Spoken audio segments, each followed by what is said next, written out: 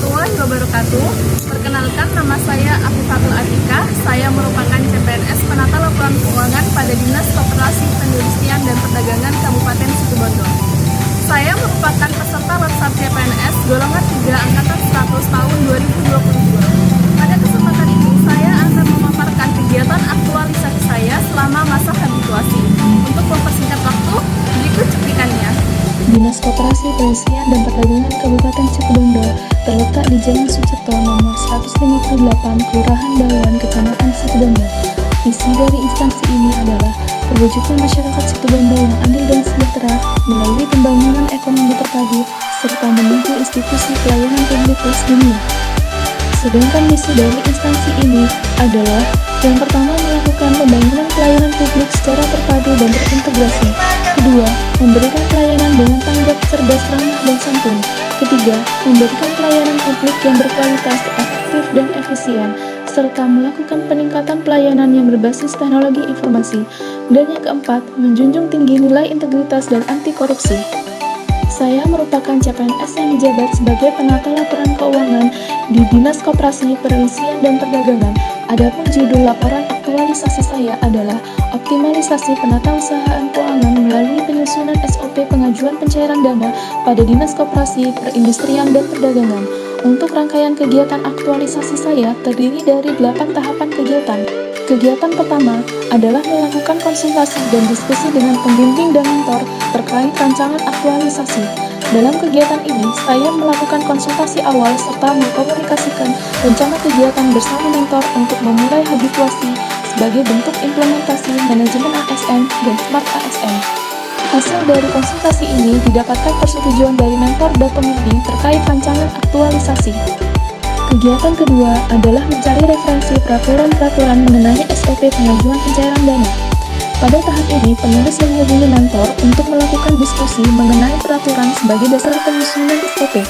Kemudian, mentor memberikan referensi peraturan mengenai penatausahaan keuangan daerah dan alat pengajuan pencairan dana.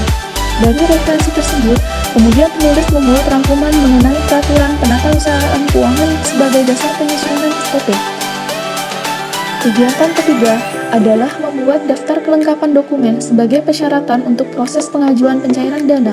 Pada tahap ini, penulis mencari dan membaca referensi mengenai peraturan pengelolaan keuangan daerah yang ada pada Permendagri nomor 77 tahun 2020 tentang pedoman teknis pengelolaan keuangan daerah sebagai pedoman dalam pembuatan daftar kelengkapan dokumen.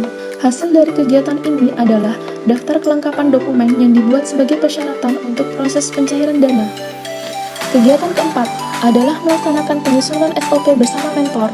Pada tahap ini, penulis mencari dan membaca referensi mengenai panduan pembuatan flowchart serta merancang konsep flowchart untuk digunakan dalam penyusunan SOP. Setelah menyusun flowchart, penulis menyampaikan kepada mentor untuk memperoleh saran. Apabila mentor menyetujui hasil penyusunan flowchart, penulis kemudian mencetak lembar SOP pengajuan pencairan dana untuk meminta persetujuan dan tanda tangan dari kepala dinas.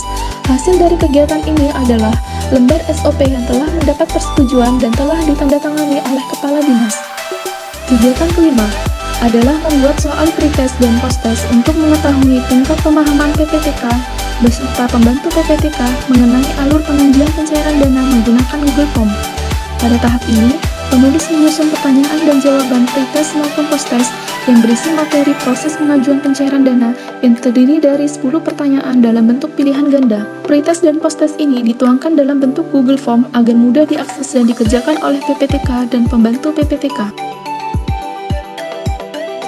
Kegiatan keenam, yakni melaksanakan sosialisasi kepada PPTK dan pembantu PPTK terkait SOP yang telah disusun. Pada tahap ini, penulis menghubungi seluruh PPTK bidang sebanyak 5 orang dan pembantu PPTK dari masing-masing bidang sebanyak 5 orang.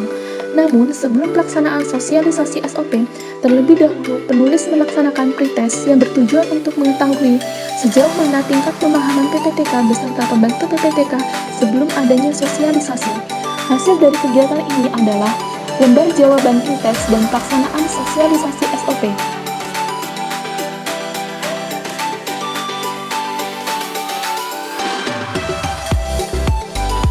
Kegiatan ketujuh yakni melaksanakan evaluasi kepada PPTK dan pembantu PPTK terkait pemahaman alur pengajuan pencairan dana yang telah disusun melalui soal post-test dalam bentuk Google Form. Setelah melakukan sosialisasi, penulis kembali menghubungi PPTK dan pembantu PPTK untuk mengerjakan post-test yang bertujuan untuk membandingkan tingkat pemahaman sebelum dan sesudah pelaksanaan sosialisasi.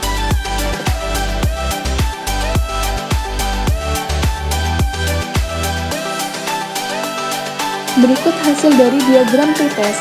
Dapat dilihat hasil pretest dari 10 peserta sosialisasi menunjukkan bahwa nilai tertinggi adalah 90 poin dari 100 poin dan nilai terendah adalah 30 poin dari 100 poin dengan nilai rata-rata 60,91 poin. Sedangkan setelah sosialisasi dapat dilihat dari diagram post-test berikut. Nilai tertinggi adalah 100 poin dan nilai terendah adalah 70 poin dengan nilai rata-rata adalah 90 poin. Hal ini menunjukkan bahwa adanya peningkatan pemahaman dari PPTK maupun pembantu PPTK sebelum dan sesudah dilaksanakannya sosialisasi. Kegiatan ke-8 adalah penyusunan laporan kegiatan aktualisasi. Pada tahapan ini, penulis mengumpulkan data dan bukti pendukung untuk diolah dan disusun menjadi laporan kegiatan aktualisasi yang sistematis. Kemudian, penulis meminta persetujuan dari mentor dan pembimbing terkait laporan akhir aktualisasi. Hasil dari kegiatan ini adalah laporan kegiatan aktualisasi.